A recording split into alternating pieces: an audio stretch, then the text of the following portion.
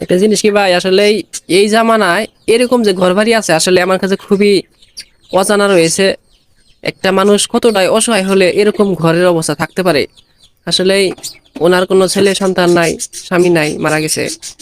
তো আসলে কি আর করবো, আমরা সমাজে এত বিলাসিতা কাটাই, এত সুন্দর গাড়ি বাড়ি করি, কিন্তু যদি পাশের বাড়িতে গরিব মানুষ না খায় রয়েছে বা ঘর বাড়ির সমস্যা, এই দেখেন এটা যে লাগাইছে এটা কিন্তু বৃষ্টির পানি পড়ে, ঠিক আছে? এই যে এখানে যে প্লেটটা দেখলেন আপনারা, এখানে কিন্তু পানি পড়ে। তো আসলে একটা মানুষ কি আজীব এক কাহিনী, হ্যাঁ? খোলা দিয়া কাগজের মধ্যে লাগাই থুয়ে দিছে, ঠিক আছে? কতটাই অসহায় এই মানুষটা।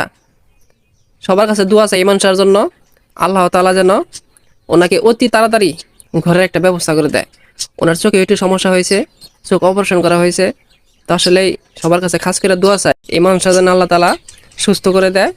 সে একজন মেয়ে মানুষ, অ্যাকচুয়ালি আমার ফুফু লাগে, বুঝছেন? আমার ফুফু লাগে। তো আমার ফুফুর জন্য খাস করে দোয়া চাই।